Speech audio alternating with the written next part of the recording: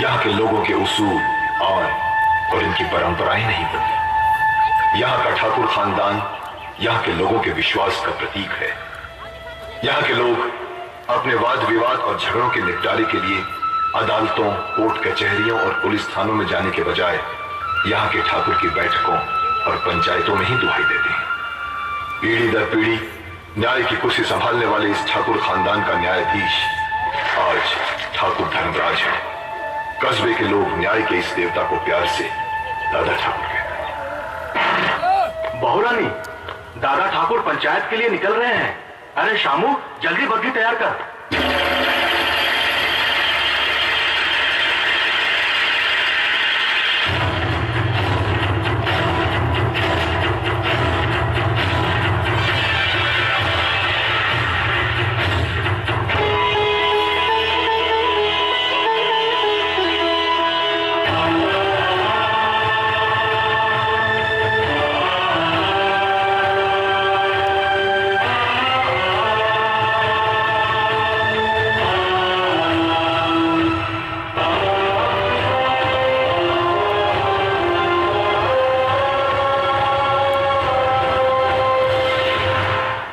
शिकायत आज का मामला क्या है?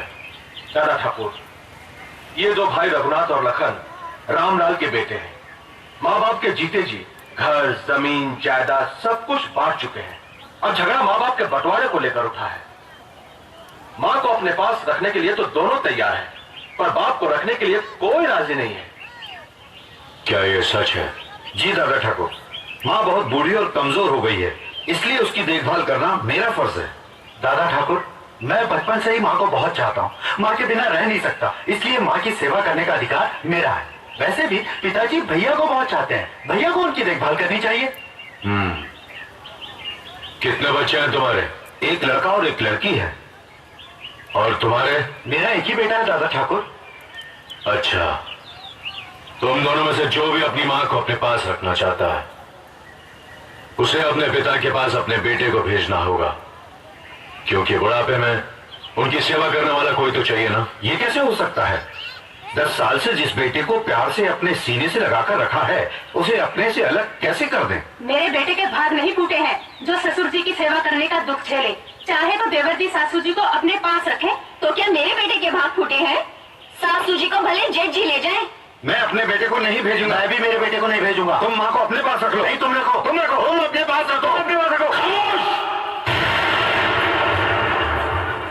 तुमने अपने बेटे की परवरिश सिर्फ 10-12 साल की, और आज जब अपने पिता के पास भेजने की बात आई तो तुमसे बर्दाश्त नहीं हुआ। छटपटा गए तुम दोनों।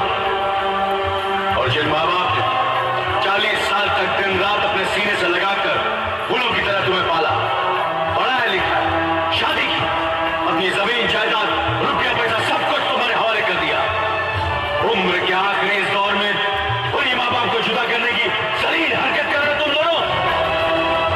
अरे कोक में अपना लहू पिला पिला कर जिसने तुम्हारी रचना की, तुम्हें जीवन देने के लिए मर मर कर कई बार जो जी है बेचारी, वो है तुम्हारी माँ। अपना खून जला जला कर तुम्हें रोटी खिलाने वाला, अपनी खुददारी पर चोट खा कर तुम्हें खुशी देने वाला इंसान तुम्हारा बाप है। और यही माँ बाप की जिंदगी भर की दौलत है तुम दोनों भाई। मुझे मालूम है तुम दोनों अपनी माँ को अपने पास क्यों रखना चाहते हो, ताकि वो तुम्हारे घर में खाना बनाए, तुम्हारे कपड़े धोए, तुम्हारे बच्चों की देखभाल करे, और तुम्हारी बीवियां पलंग पर लेटे लेटे हुक्म चलाए। तुम्हें माँ नहीं चाहिए, तुम्हें मुफ्त में काम करने वाली नौकरानी चाहिए, नौकरानी। बाप इस बुढ़ापे में कमा नहीं सकता, तुम्हारे खेतों में हल चला नहीं सकता, बोझ लगने लगा है तुम्हें, इसलिए अब तुम्हें बाप की जरूरत नहीं है। और जिस दिन तुम्हारी माँ से भी घर का काम नहीं हो सकेगा, तुम उसे भी कचरे की तरह घर से बाहर फेंकोगे। अरे नालायकों, माँ बाप को अपनी पलकों पर बिठाकर उनकी सेवा करना तो हमारा परम धर्म है। मैं ये नहीं कहता कि मंदिर बनाकर अपने माँ बाप की पूजा करो, मगर किसी मंदिर के सामने अपने माँ बाप को भीख मांगने पर मजबूर तो मत करो। बुढ़ापे में पति पत्नी का रिश्ता दिया और बाती जैसा होता है, बाती को अलग कर दो तो दिया बुझ जाता है। वैसे ही इस उम्र में इन्हें अलग कर दिया तो ये मर जाएंगे। इतिहास गवाह, जो माँ बाप की इज्जत नहीं करता वो बेटा कभी सुखी नहीं रह सकता। हमें माफ कर दीजिए नाना ठाकुर, हमें माफ कर दीजिए, हमें माफ कर दीजिए। माफी मुझसे नहीं, अपने माँ बाप से मांगो जिनका दिल तुमने दुखाया है। अब इनकी आखिरी सांस तक तुम्हें इनकी सेवा करनी पड़ेगी, वरना तुम इस गांव में नहीं रह सकते। यह हमारा फैसला है।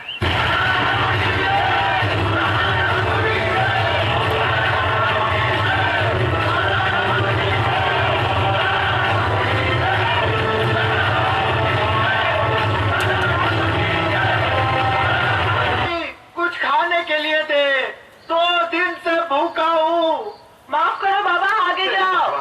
ए माई, खाने के लिए कुछ दे, 2 दिन से भूखा हूँ, पेट में अन्न का एक दाना नहीं है।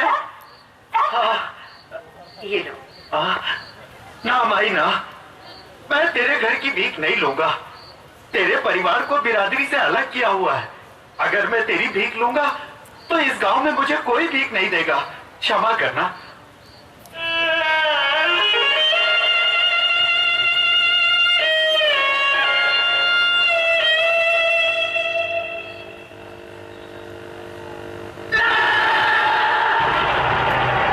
हो गया तेरा कलेजा ठंडा, या हमें और बेइज्जत करवाएगी?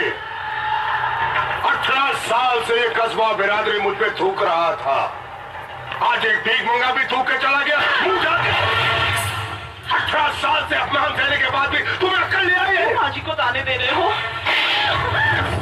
साली कमीनी कुतिया, ये सब तेरी वजह से हुआ है।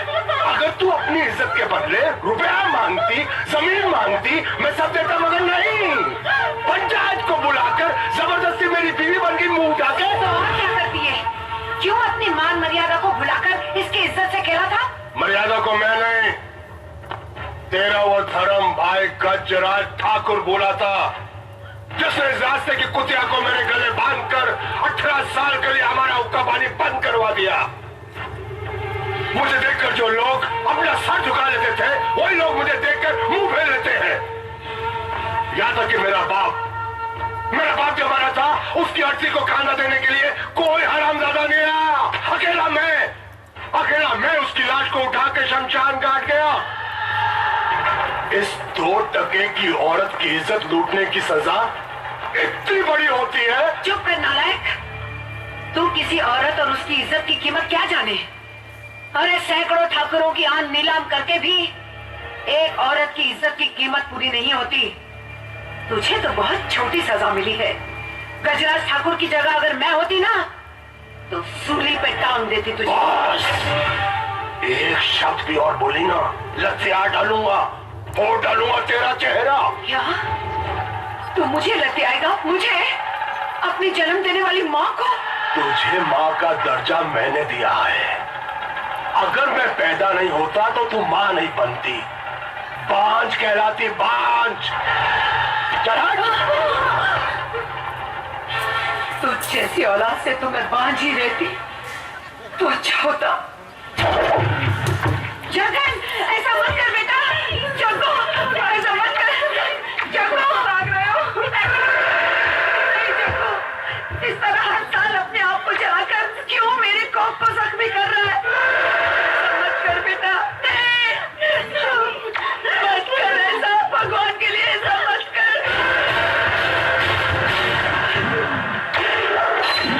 नहीं जगो, जगो।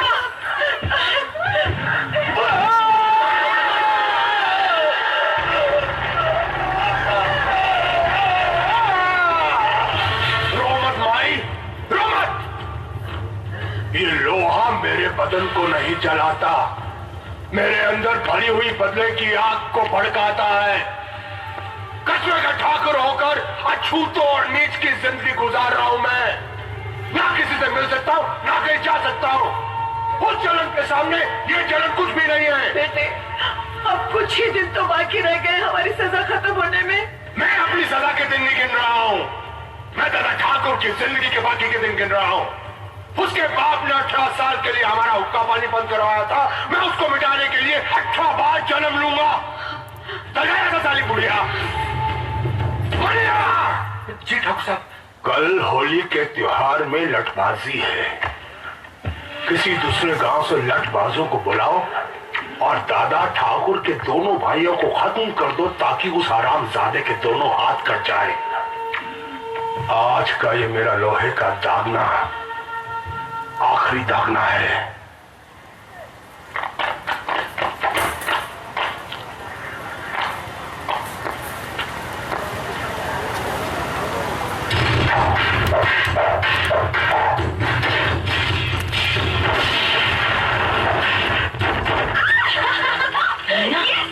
ये क्या कर रही हो? क्या हुआ?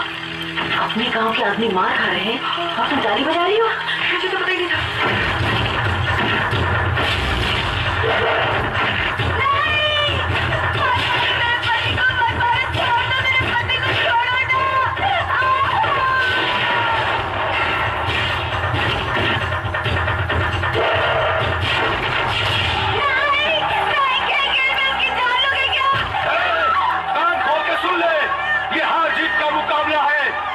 बचेगा वो जीतेगा।